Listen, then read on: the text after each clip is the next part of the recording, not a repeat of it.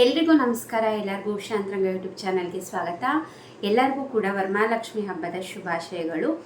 ಇವತ್ತಿನ ವಿಡಿಯೋ ನಿಮಗೂ ಕೂಡ ಗೊತ್ತಿದೆ, ಒಂದು ಸಾಕಷ್ಟು ಅಪ್ಡೇಟ್ಗಳು ಬಂದಿದೆ ಗೃಹಲಕ್ಷ್ಮಿ ಯೋಜನೆ ಬಗ್ಗೆ. ಮಹಿಳಾ ಮತ್ತು ಮಕ್ಕಳ ಕಲ್ಯಾಣ ಇಲಾಖೆಯಿಂದ ಲಕ್ಷ್ಮೀ ಹೆಬ್ಬಾಳ್ಕರ್ ಅವರಾಗಿರ್ಬೋದು, ಪ್ರತಿಯೊಬ್ಬರು ಕೂಡ ಕೆಲವೊಂದು ಅಪ್ಡೇಟ್ಸ್ನ ಕೊಟ್ಟಿದ್ದಾರೆ. ಅದೇನು ಅಂತ ಈ ವಿಡಿಯೋದಲ್ಲಿ ತಿಳಿಸ್ಕೊಡ್ತೀನಿ. ವಿಡಿಯೋನ ಸಂಪೂರ್ಣವಾಗಿ ನೋಡಿ.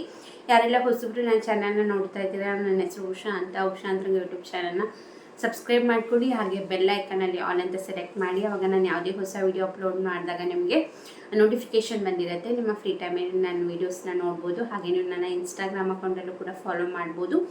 ಲಿಂಕ್ ಡಿಸ್ಕ್ರಿಪ್ಷನ್ನಲ್ಲಿರುತ್ತೆ. ಬನ್ನಿ ಇವತ್ತಿನ ವಿಡಿಯೋನ ಶುರು ಮಾಡೋಣ. ನಾನು ಆಗಲೇ ಹೇಳ್ದಂಗೆ ನಿನ್ನೆ ಒಂದು ಹೊಸ ಅಪ್ಡೇಟ್ ಬಂದಿದೆ. ನಾನು ಸ್ಟಾರ್ಟಿಂಗಲ್ಲೇ ಹೇಳ್ದಂಗೆ ಮಹಿಳಾ ಮತ್ತು ಮಕ್ಕಳ ಕಲ್ಯಾಣ ಇಲಾಖೆಯಿಂದ ಒಂದು ಹೊಸ ಅಪ್ಡೇಟ್ ಬಂದಿದೆ. ಏನಪ್ಪ ಅಂತಂದರೆ, ವರಮಹಾಲಕ್ಷ್ಮಿ ಹಬ್ಬದಷ್ಟೊತ್ತಿಗೆ ಮುಂಚೆನೇ ಎಲ್ಲ ಮಹಿಳೆಯರ ಖಾತೆಗೂ ಕೂಡ ಗೃಹಲಕ್ಷ್ಮಿ ಯೋಜನೆಯ ಹಣನ ಜಮೆ ಮಾಡ್ತೀವಿ ಅಂತ ಹೇಳಿದರು. ಬಟ್ ಇದುವರೆಗೂ ಕೂಡ ಯಾರ ಖಾತೆಗೂ ಗೃಹಲಕ್ಷ್ಮಿ ಯೋಜನೆ ಹಣ ಬಂದಿಲ್ಲ. ಅದು ಬರೋದು ಇಲ್ಲ, ಇನ್ನೂ ಸ್ವಲ್ಪ ದಿನ ಟೈಮ್ ತಗೊಳುತ್ತೆ. ಯಾಕಪ್ಪ ಅಂತಂದರೆ, ಈಗ ಮುಂಚೆ ಎಲ್ಲ ಏನಾಗ್ತಿತ್ತು, ಗೃಹಲಕ್ಷ್ಮಿ ಯೋಜನೆ ಸ್ಟಾರ್ಟ್ ಆದಾಗ ಹಣಕಾಸು ಇಲಾಖೆಯಿಂದ ಡೈರೆಕ್ಟಾಗಿ ಮಹಿಳಾ ಮತ್ತು ಮಕ್ಕಳ ಕಲ್ಯಾಣ ಇಲಾಖೆಗೆ ಬರ್ತಿತ್ತು. ಸೊ ಮಹಿಳಾ ಮತ್ತು ಮಕ್ಕಳ ಕಲ್ಯಾಣ ಇಲಾಖೆಯಿಂದ DBT ಮುಖಾಂತರ ಫಲಾನುಭವಿಗಳ ಖಾತೆಗೆ, ಅಂದರೆ ಮಹಿಳೆಯರ ಖಾತೆಗಳಿಗೆ ಅಮೌಂಟ್ನ ಹಾಕೋರು.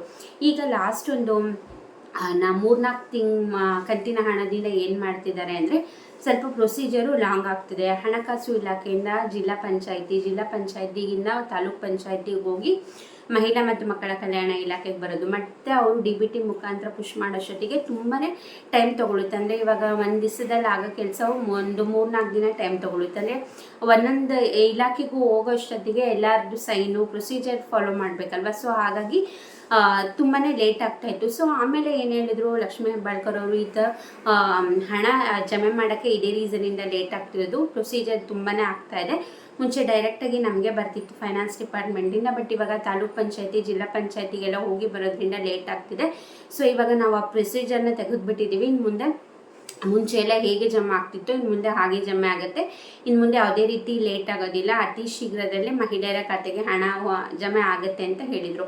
ಮತ್ತಿವಾಗ ನಿನ್ನೆ ಹೇಳ್ತಿದ್ದಾರೆ, ಹಾಗೇನು ಹೇಳ್ತಾ ಇದ್ದಾರೆ ಅಂತಂದರೆ, ಇವಾಗಲೇ ತಾಲೂಕ್ ಪಂಚಾಯತಿ EO ಅವರ ಖಾತೆಗೆ ಗೃಹಲಕ್ಷ್ಮಿ ಹಣ ಸಂದಾಯ ಆಗಿದೆ ಅಂತ ಹೇಳ್ತಿದ್ದಾರೆ. ಅಂದರೆ ಈಗ ನಾನು ಆಗಲೇ ಹೇಳ್ದಂಗೆ ಮುಂಚೆ ಹೆಂಗೆ ಹಣಕಾಸು ಇಲಾಖೆಯಿಂದ ಡೈರೆಕ್ಟು ಮಹಿಳಾ ಮತ್ತು ಮಕ್ಕಳ ಕಲ್ಯಾಣ ಇಲಾಖೆಗೆ ಹೋದಾಗಲೇ ಒಂದು ಸ್ವಲ್ಪ ಲೇಟ್ ಆಗೋದು ಎಲ್ಲರ ಖಾತೆಗೆ ಬರೋಕ್ಕೆ. ಬಟ್ ಇವಾಗ ಮತ್ತೆ ಓಲ್ಡ್ ಪ್ರೊಸೀಜರ್ ಜಿಲ್ಲಾ ಪಂಚಾಯತಿಗೆ ಹೋಗಿ, ತಾಲೂಕ್ ಪಂಚಾಯತಿಗೆ ಹೋಗಿ, ಮತ್ತು ಮಹಿಳಾ ಮತ್ತು ಮಕ್ಕಳ ಕಲ್ಯಾಣ ಇಲಾಖೆಗೆ ಹೋಗಿ ಆಮೇಲೆ ಅವರು DBT ಮುಖಾಂತರ ಪುಷ್ ಮಾಡುವಂಥದ್ದು. ಸೊ ಹಾಗಾಗಿ ನಿನ್ನೆಯಿಂದ ಈ ಪ್ರೊಸೀಜರ್ ಶುರುವಾಗಿರೋದ್ರಿಂದ ಇವತ್ತೇ ಅಲ್ವಾ ವರಮಹಾಲಕ್ಷ್ಮಿ ಹಬ್ಬ, ಖಂಡಿತವಾಗ್ಲೂ ಇವತ್ತು ಬರೋದಿಲ್ಲ.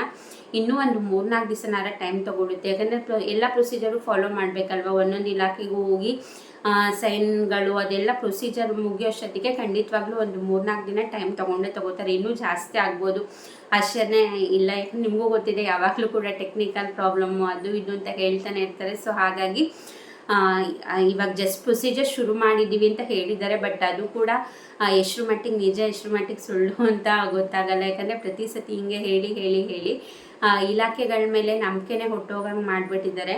ಸೊ ನೋಡೋಣ. ಒಟ್ಟಿನಲ್ಲಿ ಇವಾಗ ಬಂದಿರೋ ಅಪ್ಡೇಟ್ ಪ್ರಕಾರ ವರಮಹಾಲಕ್ಷ್ಮಿ ಹಬ್ಬದಷ್ಟೊತ್ತಿಗೆ ಬರುತ್ತೆ ಅಂದಿದ್ರು. ಬಟ್ ಈಗ ಪ್ರೊಸೀಜರ್ ಶುರುವಾಗಿದೆ ಅಂತ ಹೇಳಿದ್ದಾರೆ ಇದ್ರ ಪ್ರಕಾರ. ಬಟ್ ನೋಡೋಣ ಏನಾಗುತ್ತೆ ಏನು ಅಂತ. ಇದ್ರ ಬಗ್ಗೆ ಮತ್ತೇನೇ ಅಪ್ಡೇಟ್ ಬಂದು ಕೂಡ ನಾನು ನಿಮಗೆ ವಿಡಿಯೋ ಮಾಡಿ ತಿಳಿಸ್ತೀನಿ. ಸೊ ನಿಮಗೇನು ಅನಿಸುತ್ತೆ ಅಂತ ಕಮೆಂಟ್ ಮಾಡಿ. ಈಗ ವರಮಹಾಲಕ್ಷ್ಮಿ ಹಬ್ಬ ಅಂತೂ ಮುಗ್ದೇ ಹೋಯಿತು.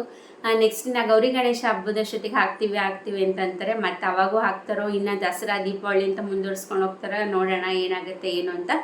ಈ ವಿಡಿಯೋ ಇಷ್ಟ ಆಗಿದೆ ಲೈಕ್ ಮಾಡಿ, ಶೇರ್ ಮಾಡಿ, ಸಬ್ಸ್ಕ್ರೈಬ್ ಮಾಡಿಲ್ಲ ಅಂದರೆ ಈಗಲೇ ಹೋಗಿ ಚಾನಲ್ನ ಸಬ್ಸ್ಕ್ರೈಬ್ ಮಾಡಿಕೊಡಿ. ಯಾರೆಲ್ಲ ಸಬ್ಸ್ಕ್ರೈಬ್ ಮಾಡ್ಕೊಂಡು ನೋಡ್ತಾ ಇದ್ದೀರಾ, ಥ್ಯಾಂಕ್ ಯು ಸೋ ಮಚ್. ಇಷ್ಟೊತ್ತು ವಿಡಿಯೋ ನೋಡಿದ್ದಕ್ಕೆ ಥ್ಯಾಂಕ್ ಯು.